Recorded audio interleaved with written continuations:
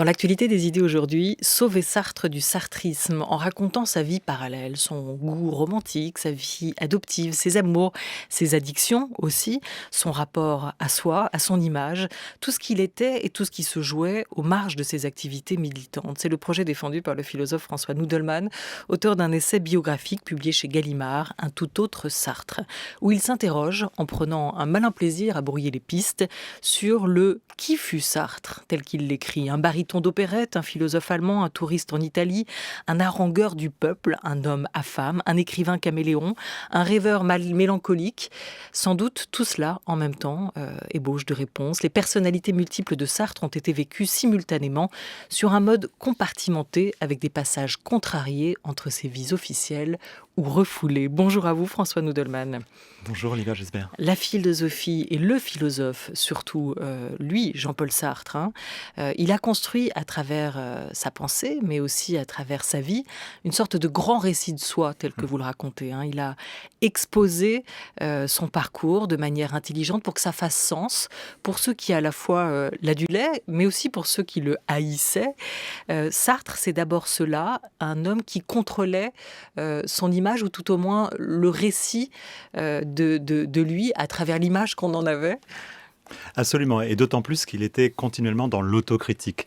C'est-à-dire qu'il est ordinaire que des grands écrivains construisent leur image, surtout pour laisser comme ça un portrait pour la postérité.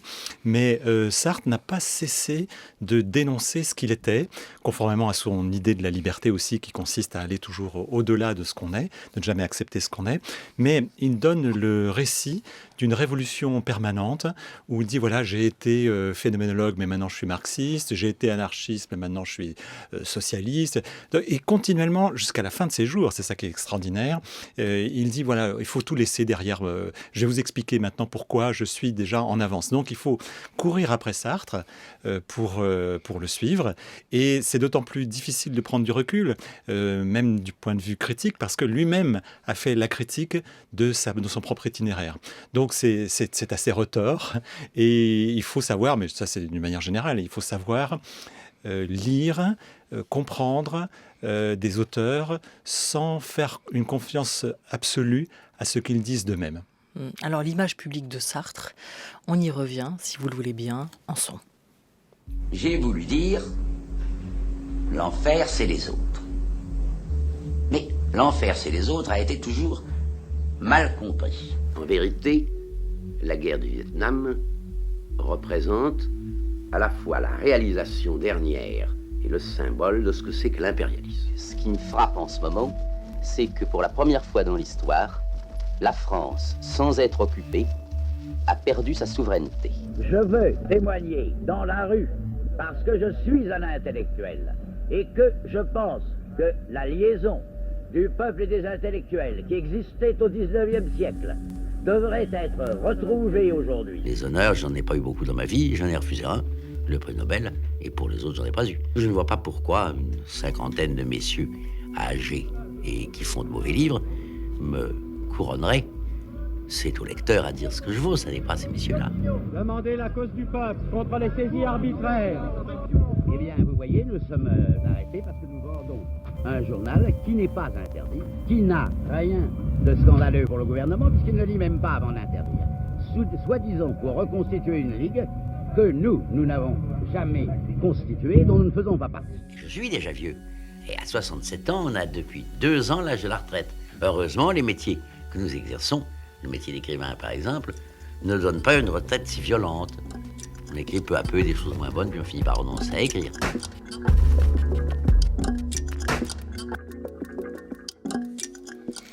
Vous parlez et vous évoquez cette figure publique de Jean-Paul Sartre, François Nudelman, cette posture d'écrivain engagé. Elle était sincère ? La question de la sincérité, ça c'est... Bon, on ne peut pas sonder les reins et les cœurs pour pour tout le monde. Hein. Qu'est-ce qu'il y a derrière une affirmation? On peut se dire toutefois quand même que quand les gens affirment avec beaucoup d'insistance quelque chose, on peut soupçonner qu'ils vivent une tension, ou peut-être parfois même le contraire de ce qu'ils affirment. En tout cas, je crois qu'il n'y a pas de raison de dévaloriser les engagements de Sartre. Ils ont été ce qu'ils ont été, et parfois dans le meilleur et dans le pire, avec le soutien à des causes qui sont très contestables. Mais en tout cas, Sartre était à la fois dans ce qu'il disait, mais il était aussi ailleurs. Donc il faut admettre que il y a des personnalités multiples. Si vous voulez, le but quand même de ce livre, c'est peut-être, en tout cas en France, c'est de sortir Sartre de cette espèce de cliché qui fait que Sartre, c'est l'engagement, c'est celui qui s'est toujours trompé. Si vous écoutez aujourd'hui les intellectuels, son compte est réglé, c'est fini. Sartre, on est passé maintenant à quoi? Alors à Camus, parce qu'on aime bien les matchs en France, on aime bien dire vous êtes plutôt Sartre ou Camus? Alors c'est comme ça, il faut faire des matchs. Vous êtes plutôt Stendhal ou Hugo? Vous êtes plutôt Corneille ou Racine? Alors là, écoutez, non, on peut être un admirateur comme je le suis de Sartre et de Camus. Il n'y a pas à choisir, et il faut surtout essayer de complexifier la chose et ne pas réduire Sartre à son image de harangueur sur le tonneau devant les usines Billancourt. C'est vrai qu'il y a contribué à ça, à donner cette image. Mais il faut le sortir de là. C'est un auteur immense, qui a des facettes d'écriture extraordinaires. Il y a encore énormément à découvrir chez Sartre. Et puis, de fait, c'est une personnalité complexe.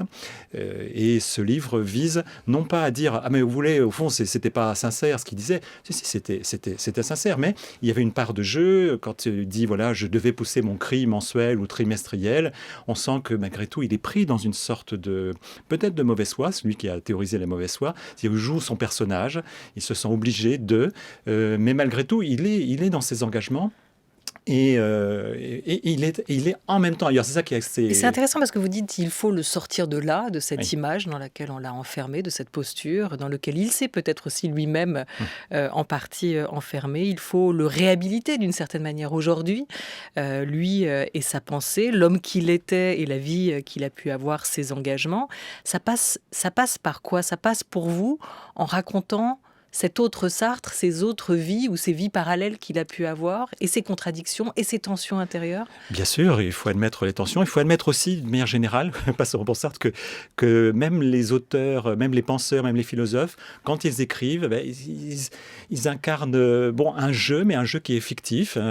C'est aussi un moi différent, comme le disait Proust à propos des romanciers.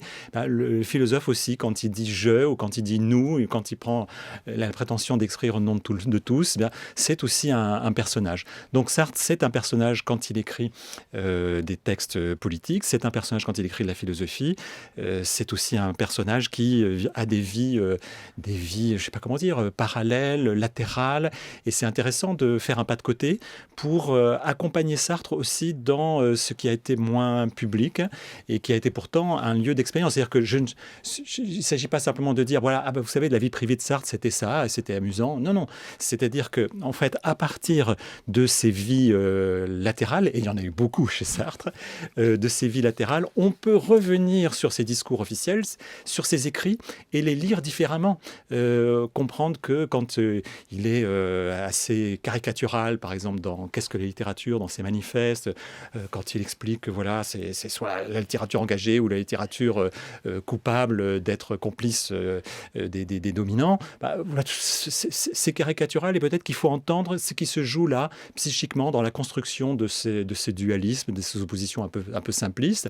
Et ça nous amène donc de comprendre qui a été Sartre, qui ont été tous ces Sartres. Ça nous amène à relire ces écrits d'une autre manière, comprendre comment se sont fabriquées ces pensées, quelles ont été les tensions à l'œuvre qui ont permis de construire c'est quand même ces œuvres assez extraordinaires et si diverses, parce que Sartre a écrit dans des styles extrêmement différents. Donc c'est un grand expérimentateur Ce n'est pas un dogmatique, même s'il s'est exprimé de manière dogmatique, avec une charge héroïque dans ses engagements politiques, mais c'est quelqu'un qui a continuellement essayé des choses, essayé des styles, essayé des vies, essayé quelquefois aussi des drogues, jusqu'à la fin. Quand je disais, il s'est mis en danger, il s'est mis en jeu continuellement. Et qui a changé d'avis, qui a aussi su changer d'avis. Oui. En fait, vous couchez Sartre sur le divan, d'une C'est un certaine peu manière. prétentieux de Si, dire ça. quand même. Vous allez voir aussi du côté du refoulé chez Sartre, Oui. dans cette tout autre Sartre que vous écrivez, François Nudelman. Vous aviez, vous, visiblement un désir de Sartre pour lui-même, sans récit miroir avec Beauvoir, sans opposition à Camus. On l'a peut-être aussi trop souvent réduit à cette relation et Oui. à cette amitié devenue inimitié d'un Sartre peut-être plus apaisé. Alors les autres ont contribué à ce récit linéaire, il n'y avait pas que lui, à figer son image. Est-ce que vous avez eu l'intuition que la vérité de Sartre était ailleurs? Oui. Mais alors du coup, où est-ce que vous êtes allé chercher? Qu'est-ce que vous avez trouvé? Est-ce qu'il y a des nouveaux éléments qui viennent étayer cet autre Sartre? Des archives, des correspondances? Oui. En fait, ça a été une intuition, parce que moi j'ai été un étudiant travaillant sur Sartre, faisant sa thèse de philo sur Sartre, et puis j'ai commenté comme on doit le faire dans ce qu'on appelle l'histoire de philosophie en France, et donc de manière internaliste, ce qu'a dit Sartre, ce qu'ont dit les autres. Et puis, en fait, j'ai eu accès à un document une fois qui m'a vraiment sidéré et bouleversé. C'était un extrait d'un film de Madeleine Gobeil qui montre Sartre jouant au piano avec Arlette Elkaïm, sa fille adoptive, à côté de lui. Et j'ai eu une intuition. Je me suis dit, tiens, je vais m'intéresser à ce Sartre-là qui joue d'une certaine manière, parce que le jeu au piano, ça révèle énormément de choses. Et je me suis dit, ça ne correspond pas tout à fait à l'image qu'on a de Sartre. Donc, je me suis livré à ça. C'était avec aussi d'autres philosophes. C'était une piste d'étudier la pratique musicale chez eux. Et puis, ça m'a amené du coup à rencontrer Arlette Elkaïm, et qui m'a un peu confirmé dans cette hypothèse, et qui m'a aussi fait découvrir un autre Sartre, un tout autre Sartre, et qui me l'a fait découvrir avec effectivement ses propres archives, c'est-à-dire des correspondances, de très très longues, volumineuses correspondances, des archives audio, de ses enregistrements avec elle, musicaux, et c'est énorme, c'est une centaine d'heures d'enregistrements, et puis des films vidéo qui le montrent effectivement dans des voyages, avec un goût du voyage qu'on n'imaginait pas, un goût touristique du voyage, c'est-à-dire non pas des voyages faits pour aller rencontrer Castro, Guevara, Tito ou Mao, mais vraiment pour le plaisir de la méditation, de la balade. Et tout ça m'a amené effectivement à me dire, mais au fond, Sartre... il était peut-être plus proche de Stendhal que de Marx. Et c'est mon hypothèse aussi, qu'il aime, c'est quelqu'un qui est aussi quelqu'un de méditatif, qui aime la promenade, qui aime le rêve, qui peut être aussi mélancolique.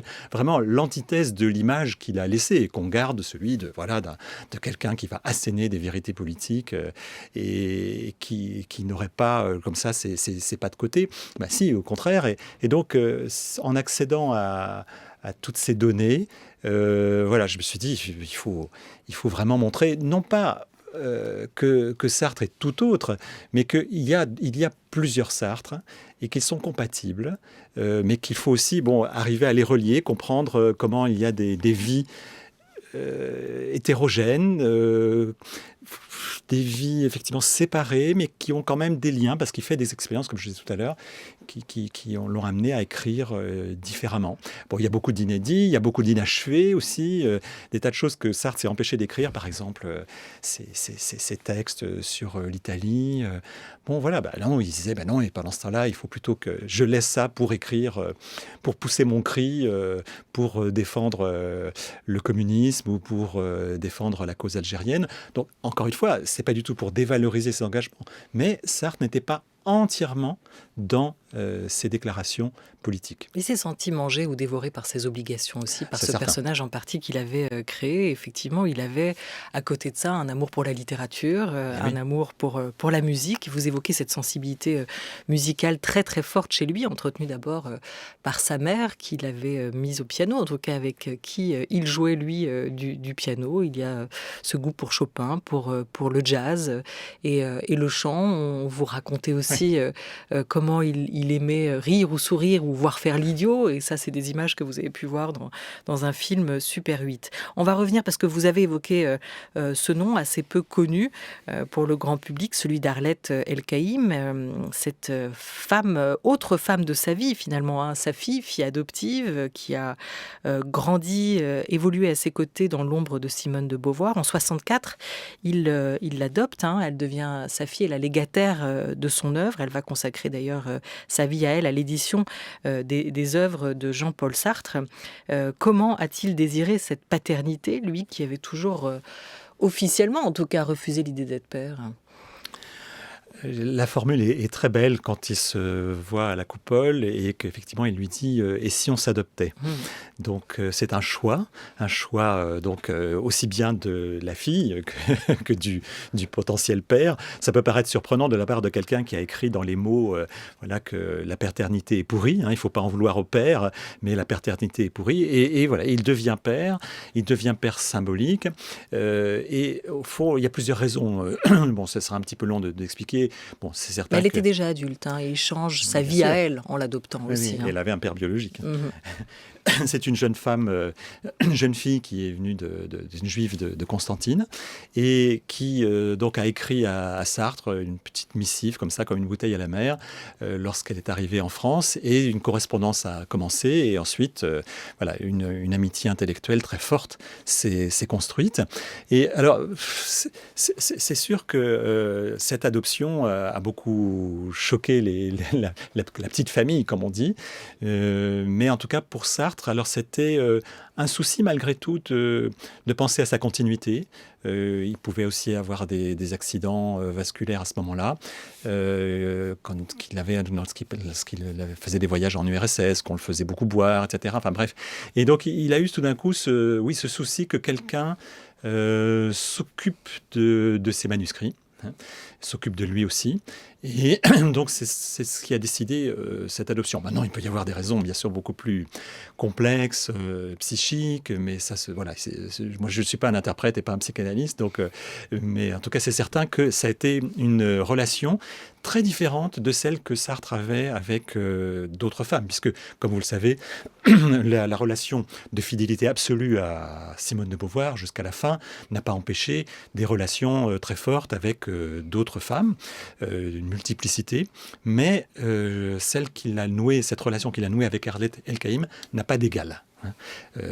Sur de multiples points, il a vécu des choses avec elle, pas seulement en musique, mais dans ses voyages, mais il a vécu un type de relation qui est très, très singulier. Sans jalousie de Simone de Beauvoir? Si, bien sûr, mais jalousie de tout le monde, parce que tout le monde aurait voulu autour de Sartre être le fils spirituel, la fille préférée, etc. Bon, ça c'est certain. Et ce fut elle, et elle est, où elle a choisi d'être extrêmement discrète. Hein. Elle apparaît très peu, Arlette El-Kaïm, sur la photo officielle de Jean-Paul Sartre. Vous avez choisi de lui tendre votre micro, François Nudelman. On écoute Arlette El-Kaïm parler musique, justement. En 1962, après le plasticage du 42 rue Bonaparte, il n'avait plus de piano. Il avait un piano au 42.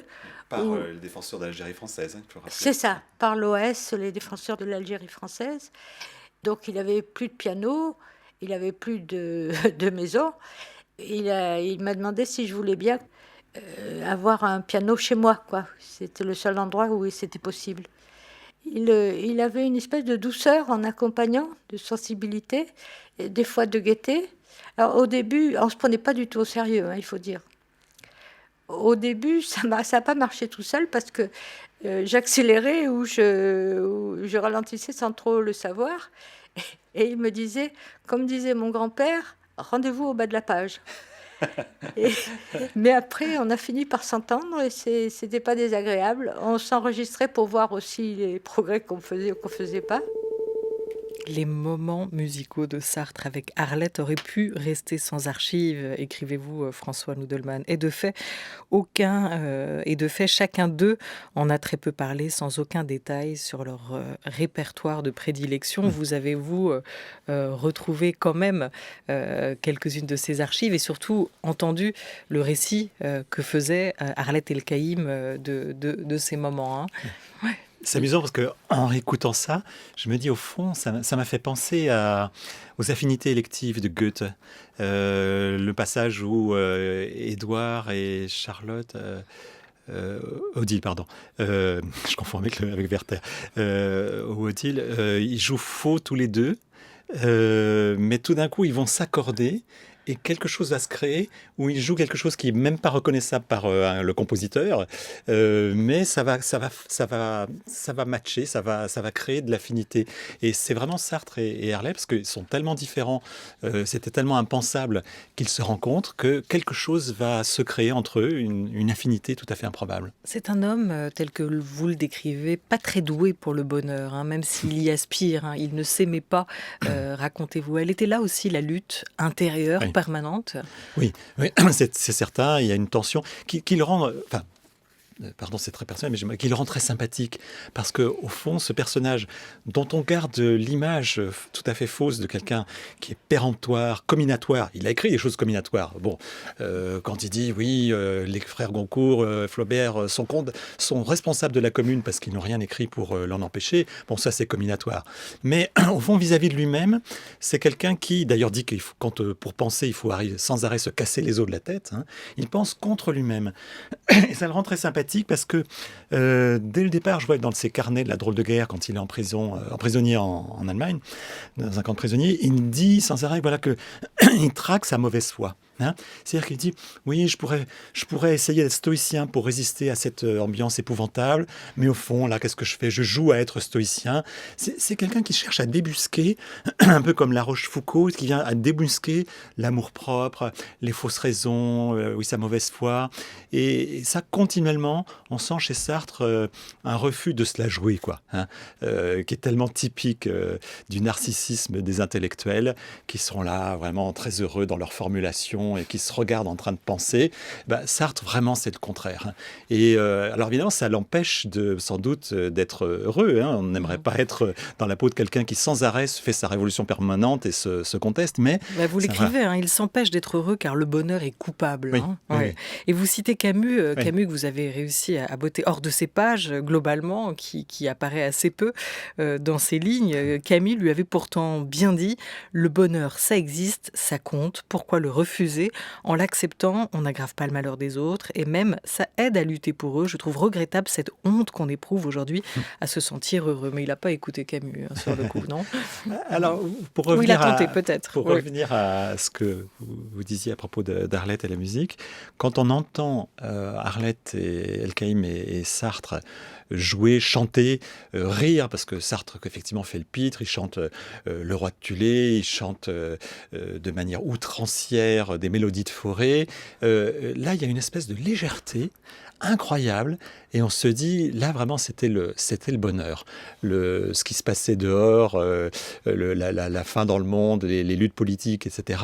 Tout d'un coup c'était devenu très loin et il n'y a plus cette culpabilisation, cette auto-culpabilisation de Sartre là disant c'est pas possible, un bourgeois comme moi je dois absolument expier. Non, là il y a des moments de bonheur avec Arlette. Le philosophe François Nudelman est notre invité à l'occasion de la publication chez Gallimard de Un tout autre Sartre. France Culture, il est 13h19. France Culture, la grande table, Olivia Gesbert. Pourquoi faut-il prendre ce Sartre-là aussi au sérieux ? Et si ces vies parallèles n'étaient pas à la marge, mais centrales, nécessaires à la production aussi d'un engagement, voire d'une pensée philosophique, Sartre, piégé par l'image qu'on a de lui, il en avait conscience, mais on l'écoute.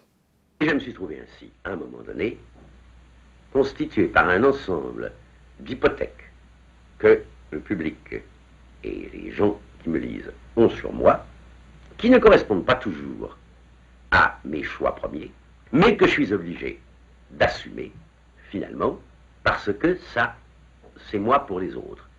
Et comme moi pour moi, ça n'existe pas plus que pour les autres, ou alors c'est une torture, le moi pour moi, c'est vraiment le malheur. En fait, donc, je suis obligé d'assumer une personnalité qui m'échappe par beaucoup de côtés. Et qui décide en dehors de moi très souvent.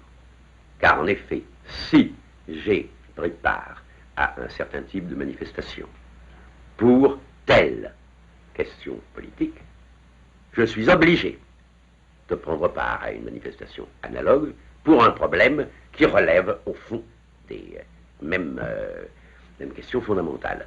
Me voilà donc, comme ça, m'échappant. Il n'y a rien à faire, ce sera toujours ainsi. Mais je pense que finalement, c'est ce qui arrive à tout le monde, si vous voulez.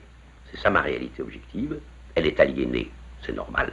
Nous sommes tous aliénés. Il faut se débrouiller comme on peut. Alors il me reste une petite marge de choix. Il faut l'utiliser jusqu'à ce que la masse pratico-inerte ne me donne plus aucun choix. À ce moment-là, je serai une potiche. Cette petite marge, comment il l'a utilisée jusqu'au bout? Bon, c'est depuis le départ, hein, là c'est après la critique de la raison dialectique, mais depuis le départ, c'est sa définition de la liberté. Cette petite marge qui permet de ne pas répondre entièrement de ses conditionnements, de ne pas être totalement à l'image de ce qu'on a voulu qu'on soit, ce que les autres ont voulu qu'on soit. Mais on n'échappe pas à l'aliénation, bien sûr. L'enfer, c'est les autres. Ça reste effectivement ce qui me fige dans un moi que je ne suis pas. Bon, ça, c'est son idée philosophique. Maintenant, évidemment, Sartre a continuellement essayé de dépasser cette image. Alors, c'est toujours la question essentielle, c'est la question de la mauvaise foi et du mensonge à soi-même. Parce qu'au fond, on peut dénoncer l'imposture du moi que les autres figent, vous plaquent. Voilà. Mais comment on peut savoir qu'on ne se ment pas à soi-même, Ça, c'est une question très, très difficile. Donc, Sartre, évidemment, là, il trouve des compromis, il négocie avec lui-même, il est conscient aussi de temps en temps du rôle qu'il joue. Et il n'arrive pas à résoudre la contradiction. Qui pourrait la résoudre définitivement? Il faudrait pour ça qu'il soit en surplomb et qu'il dise, voilà, je suis en train de me regarder faire et puis je corrige les impostures. Ah non, voilà, de toute façon, on en est tous là. On est tous en train de dire, voilà, au fond, on aimerait bien être en accord avec ce qu'on pense, mais quelles sont les raisons profondes qui font qu'on pense ce qu'on pense? Bon, et Sartre, voilà, est dans cette intranquillité perpétuelle jusqu'à la fin. Il ne s'assoit pas sur ce qu'il est. Il refuse les honneurs, refuse le Nobel. Et il est, il est toujours ici et ailleurs. D'ailleurs, je profite pour dire qu'en même temps que mon livre paraît Situation 6, qui est donc le volume de ces textes qui ont été collectés par Sartre, de ces textes de circonstances, mais auxquels il tenait beaucoup.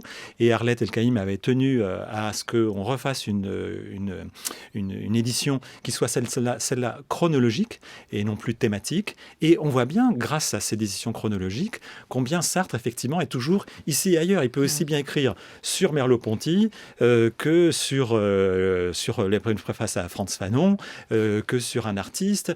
C'est extraordinaire de voir combien il est partout. Enfin, il est partout. Il est ailleurs, il se déplace, il est toujours ici et ailleurs. Donc cette petite marge, eh bien, elle est vécue dans la sollicitation, dans le fait que Sartre est disponible, qu'il ne s'enferme pas dans un discours, dans ce qu'il est, dans une image de lui-même. Et sans réécrire l'histoire, et sans réécrire ses engagements et le sens profond qu'il leur donnait aussi, vous racontez, alors on pourrait dire par l'anecdote, mais aussi certains de ses partis pris, certaines de ses attirances politiques à travers ses vies parallèles. On peut prendre quand même l'exemple de l'URSS. Est-ce qu'il a été aveuglé par la réalité du communisme et aussi peut-être par l'amour? Vous racontez cette liaison, cet amour qu'il avait pour sa traductrice Lena Zonina. C'est notamment pour elle qu'il va décider d'intervenir à l'UNESCO. À un moment, il va écrire dans ses correspondances: c'est la première fois de ma vie que je mettrai les pieds dans ce bordel. À cause de toi, mon amour, si les gens savaient ce que cette grande passion pour la confrontation des cultures cache, sais-tu que sans toi, rien de tout cela ne serait arrivé, que ce rendez-vous à l'UNESCO n'aurait pas eu lieu, même pour les autres. Tu es la confrontation Est-Ouest, ou plutôt l'Ouest et l'Est se confrontent dans notre lit. Ce que l'Ouest peut faire de mieux, c'est de te prendre dans ses bras. Ce que l'Est peut faire de mieux, c'est de fermer les yeux et de me sourire délicieusement comme tu le fais. Je t'aime, ô mon bel Orient, mon soleil levant. Magnifique, non? Il aurait dû écrire des romans d'amour, peut-être. Hein. Non, mais ça, c'est intéressant aussi de raconter du coup ce qu'a pu être un engagement à un moment, à la lumière finalement de choses extrêmement humaines qu'on a tendance à sous-estimer dans ce grand récit du Sartre qu'on fait aujourd'hui. Bien sûr, il ne faut pas... En fait, Sartre était un homme. Il faut se méfier de l'esprit de sérieux. Lui-même a sans arrêt voulu condamner l'esprit de sérieux. Alors, c'est anecdotique, mais en même temps, c'est intéressant de savoir que cette grande conférence qui est magnifique sur Kierkegaard, qu'il n'avait pas de plaisir à lire, il le dit vraiment, quelle corvée, mais bon, c'est la monnaie d'échange pour obtenir qu'on organise quelque chose sur Est-Ouest qui permette à Lena Zonina d'obtenir un visa pour venir, puisqu'elle était quand même dans un monde totalitaire où il n'était pas facile de se déplacer. Donc Sartre s'accommode. Alors, c'est vrai qu'on pourrait avoir un jugement moral. Bon, moi, je ne fais pas de morale, j'aime pas juger, je ne veux même pas interpréter, mais je constate et j'essaye de voir comment il se débrouille. Mais c'est-à-dire que ce n'est pas simplement une affaire privée, parce qu'effectivement, ça donne des échanges, ça permet de comprendre aussi des torsions dans des déclarations qui sont contradictoires. Mais encore une fois, la contradiction ne doit pas être forcément condamnée. Bon, c'est certes que certains que quelques formules peuvent a posteriori être vraiment condamnables, scandaleuses. Voilà. Mais bon, ça je laisse aux imprécateurs. Il y en a suffisamment comme ça à propos de Sartre. Le plaisir de dire que c'est honteux. Voilà. Moi, je ne suis pas un imprécateur. J'essaye de comprendre. Et Alors, justement, on va terminer là-dessus, François Nudelman, sur cette double démarche que vous avez eue, comme vous l'explicitez, faire voir l'inédit et réinterpréter le connu. Si le vrai Sartre, il n'existe pas, et peut-être que le vrai François Nudelman non plus par ailleurs, où est-ce que Sartre est le plus lui-même pour vous aujourd'hui? Nulle part et nulle part. Je ne pense pas qu'on puisse dire... D'abord, comme vous l'avez raconté. Être soi-même, déjà, c'est une posture de mauvaise foi. Ouais. Donc, Sartre, il est tout le temps ailleurs. Et dès qu'on essaye de le saisir, au fond, je crois qu'on perd de vue la richesse, l'inventivité de Sartre, qui est, encore une fois, être un génial expérimentateur. Et je crois qu'il faut, c'est ce à quoi j'invite, il faut le redécouvrir et le sortir de la gangue politique dans laquelle il s'est lui-même enfermé. Merci beaucoup à vous, François Nudelman. Un tout autre Sartre. Votre essai biographique vient d'être publié chez Gallimard. Un grand merci à toute l'équipe de La Grande Table, à Auriane Delacroix avec Henri Leblanc pour La Grande Table Culture, à Jean Bulot avec Laura Dutèche-Pérez, Anouk Delfino et Madeleine Martineux pour La Grande Table des Idées. À la réalisation aujourd'hui encore, c'était Thomas Beau avec Élise Leu. Demain, autour de votre grande table, Ayam, le rap marseillais à l'honneur, puis Pascal Bruckner et la théorie du bouc émissaire blanc, l'essayiste, sera l'invité de notre grande table des idées à partir de 12h55.